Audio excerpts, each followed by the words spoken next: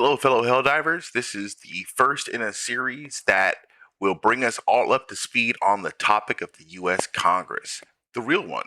It's important information to know because we don't have the benefit of managed democracy. We have a real democracy, and I want to help you keep it that way. I'm going to act as a man in the chair while my Helldiver heads planetside and updates us while he searches for super credits to send home to his girlfriend and their cats. We're starting in 1774 and we're going all the way to now. Out of character, the run was pretty good. I think this video is going to work out, and it's the first in many. As we're going to go through every little part of this to make sure that we all are more up to date and aware of how our government works. Thanks for tuning in and enjoy. Launch initiated.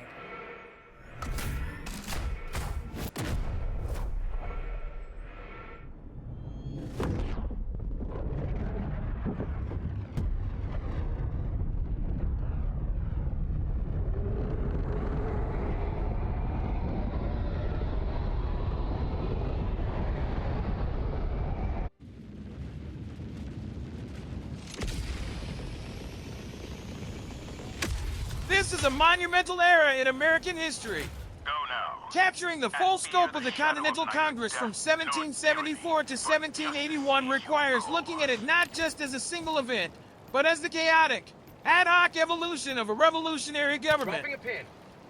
Per your request, this deep dive relies strictly on text, focuses heavily on historical accuracy, and draws upon primary documentation, such as the journals of the Continental Congress and the letters of delegates to Congress, as well as established historiography.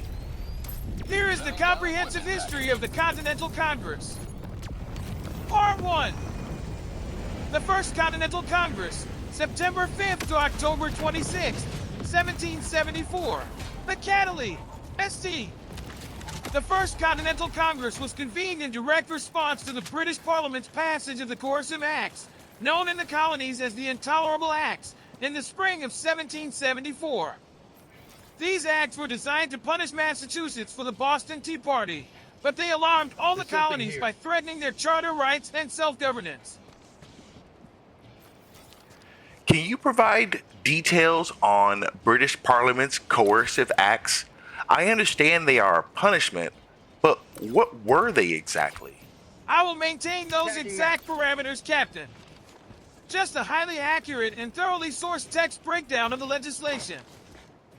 The Coercive Acts, passed by the British Parliament in the spring of 1774, were a direct retaliation orchestrated by Prime Minister Lord North against Massachusetts for the destruction of East India Company property during the Boston Tea Party, December 16, 1773. While the colonists collectively branded them the Intolerable Acts, Parliament officially passed them as a series of 4 distinct punitive measures, with a 5th piece of legislation passed concurrently that the colonists lumped into the same grievance. Here is exactly what those acts legislated. Found something.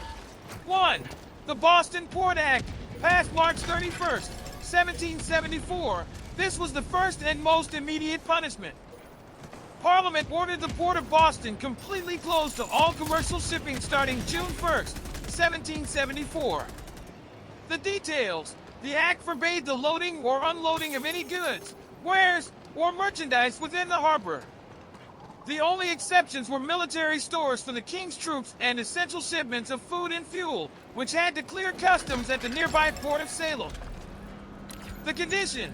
The port was to remain blockaded by the Royal Navy until the citizens of Boston compensated the East India Company for the destroyed tea, valued at roughly 9,000 pounds at the time, and the king was satisfied that peace and obedience had been restored.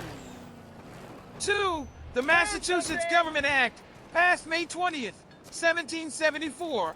From a political standpoint, this was the most radical and alarming act to the other colonies because it unilaterally altered the foundational charter of Massachusetts, the Charter of 1691, demonstrating that no colonial government was safe from parliamentary interference. The details. It entirely dismantled representative local government. It decreed that members of the Governor's Council, the upper house of the legislature, who had previously been elected by the Colonial Assembly, would now be directly appointed by the king. Local restrictions. It gave the royally appointed governor, General Thomas Gage, the power to appoint and remove all judges, sheriffs, and justices of the peace. Furthermore, it strictly limited town meetings, the bedrock of New England civic life, to only one per year, unless the governor explicitly approved additional meetings and their agendas. 3. The Administration of Justice Act, passed May 20th, 1774. George Washington famously referred to this as the Murder Act, as colonists feared it gave British officials a license to kill with impunity. The details. This act allowed the royal governor to transfer the trials of accused British officials, including soldiers, customs collectors, and magistrates, to another colony or all the way to Great Britain if the governor believed the official could not receive a fair trial in a Massachusetts court. The justification. Parliament argued this was necessary to protect officials who were simply doing their duty to suppress riots and enforce the law from being subjected to hostile, biased local juries. 4. The Quartering Act, passed June 2nd, 1774. This was an expansion of an earlier 1765 Quartering Act, but crucially, it applied to all 13 American colonies, not just Massachusetts. The details and a common misconception. It is a widespread historical misconception that this act allowed British soldiers to force their way into private, occupied, civilian homes. In reality, the act stipulated that if colonial authorities refused or failed to provide suitable barracks for British troops, the military governor had the authority to house soldiers in unoccupied buildings, such as empty barns, outhouses, uninhabited houses, and public inns, at the colony's expense. 5. The Quebec Act, passed June 22nd, 1774. Though Parliament did not intend this as a punishment for Boston, its timing caused the colonists to inextricably link it to the coercive acts, viewing it as part of a wider conspiracy to strip them of their rights. The details. This act established a permanent civil government for the French-speaking province of Quebec, which Britain had won in the 7 Years' War. It vastly expanded Quebec's borders south to the Ohio River and west to the Mississippi River. The grievance. This massive land grant instantly voided the western land claims of colonies like Virginia, New York, and Connecticut. Furthermore, it guaranteed the free practice of the Catholic faith and established French civil law, which lacked a representative assembly and trial by jury in the region. To the fiercely Protestant and Republican colonists, placing an authoritarian Catholic government on their western frontier was an existential threat. Primary and secondary sourcing for this outline to verify the precise mechanics of these laws. The following historical records and scholarly analyses are standard. Primary documents. The statutes at large, Great Britain, for the exact parliamentary text of the Acts, 14 GO3 C19, C39, C45, C54, and C83. The journals of the House of Commons detailing the debates led by Lord North, Historiography, the First American Revolution, before Lexington and Concord by Ray Raphael, which extensively details the grassroots response to the Massachusetts Government Act, The Glorious Cause, the American Revolution, 1763 to 1789 by Robert Middlecote, American. Scripture, Making the Declaration of Independence by Pauline Maier, for how these specific acts were translated into the grievances listed in the Declaration of Independence. The Assam, LY.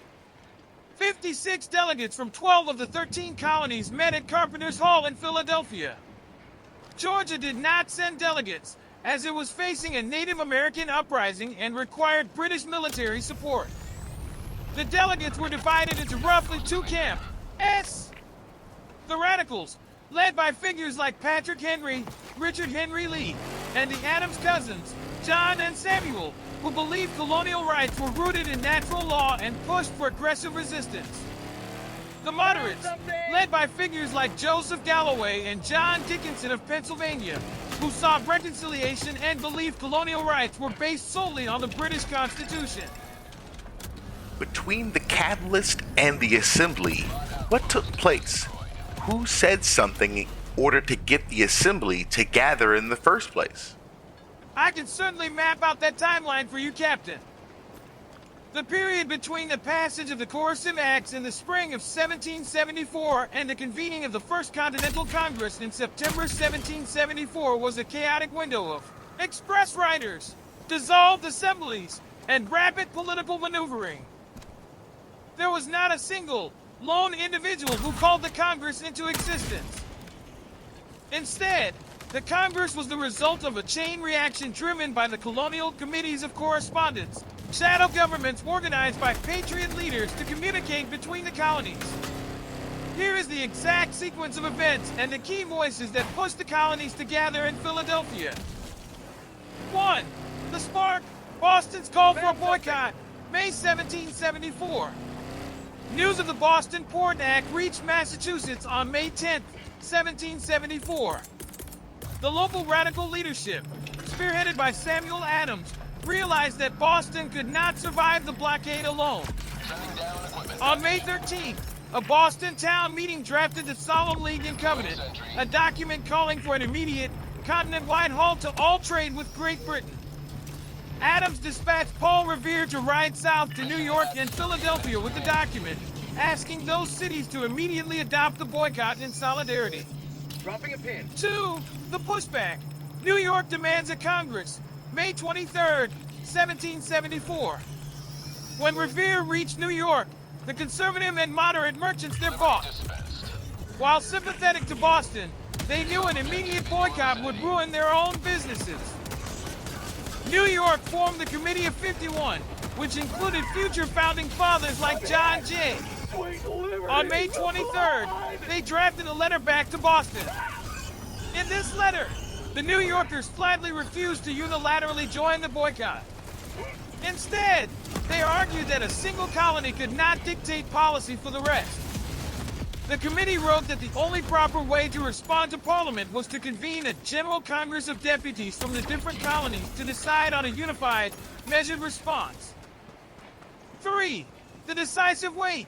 Virginia's intervention, May 24th to 27th, 1774. While New York proposed the idea of a Congress to delay a boycott, Virginia gave the idea political gravity.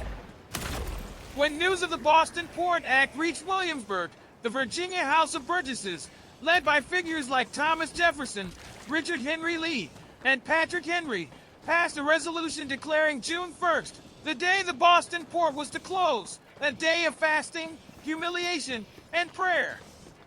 In retaliation, the royal governor, Lord Dunmore, immediately dissolved the assembly. Refusing to be silenced, the Burgesses walked down the street to the Apollo Room of the Raleigh Tavern on May 27th. Acting as private citizens rather than an official body, they drafted a resolution declaring that an attack on one colony was an attack on all. Crucially, they instructed Virginia's Committee of Correspondence to communicate with the other colonies about the expediency of appointing deputies from the several colonies of British America to meet in General Congress. With the wealthiest and most populous colony officially backing a Congress, the momentum became unstoppable. 4. The first public call, Rhode Island, May 17th to June 15th, 1774. It is worth noting for absolute historical accuracy that the very first formal, public proposal for a Continental Congress actually came from a town meeting in Providence, Rhode Island, on May 17th, prompted by local leader Stephen Hopkins. Rhode Island was also the first colony to formally elect delegates to the proposed Congress on June 15th. 5. The formal execution. Massachusetts locks the doors, June 17th, 1774. By mid-June, a consensus had formed across the colonial committees that a Congress was necessary. It fell to Massachusetts, the epicenter of the crisis, to formalize the logistics. On June 17th, the Massachusetts General Court was meeting in Salem. Knowing the royal governor, General Thomas Gage, was sending his secretary to dissolve the assembly, Samuel Adams literally locked the doors to the assembly chamber and pocketed the key. While the governor's secretary angrily read the proclamation of dissolution on the stairs outside, the locked-in delegates swiftly passed a resolution. They officially proposed that a meeting of committees from across the colonies take place in Philadelphia on the first day of September. They elected their own delegates, John Adams, Samuel Adams, Thomas Cushing, and Robert Treat Paine, and voted to fund their trip. Over the next 2 months, the rest of the colonies, except Georgia, held their own extra-legal provincial conventions to elect delegates, culminating in the September Assembly at Carpenter's Hall. Primary and secondary sourcing for this outline. Primary documents.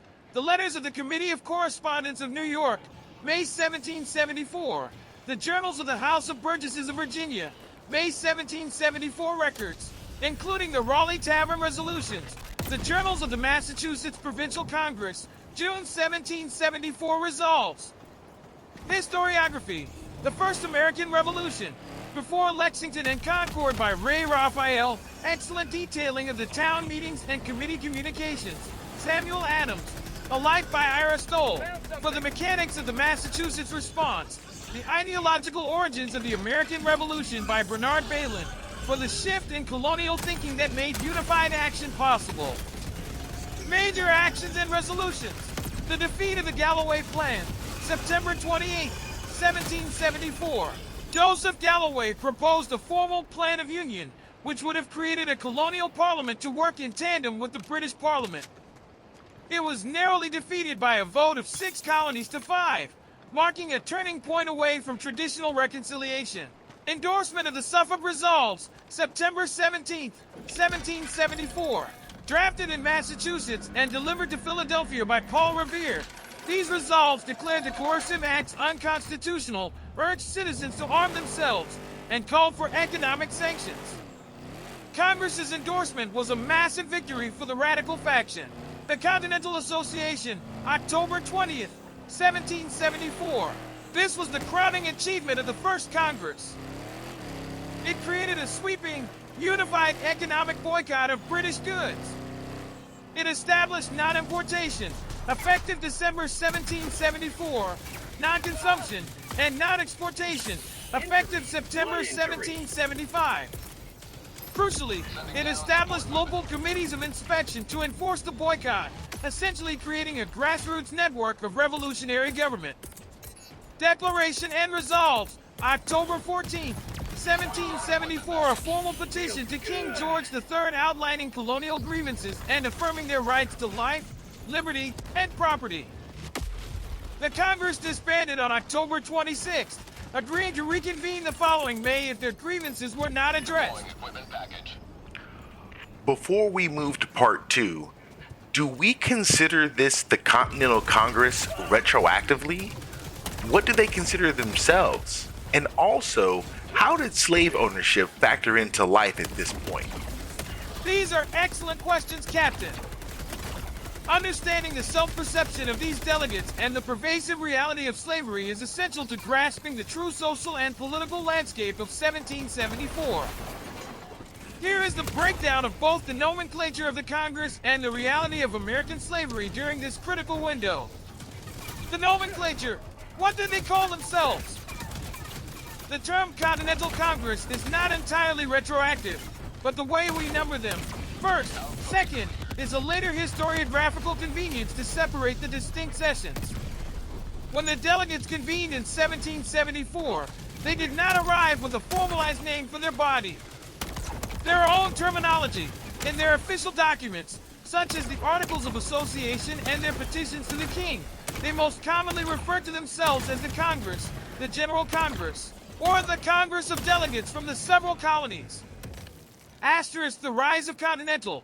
The adjective continental began as a popular identifier to distinguish this unified, continent-wide assembly from the various local provincial congresses that were springing up to replace dissolved royal legislatures, such as the Massachusetts Provincial Congress.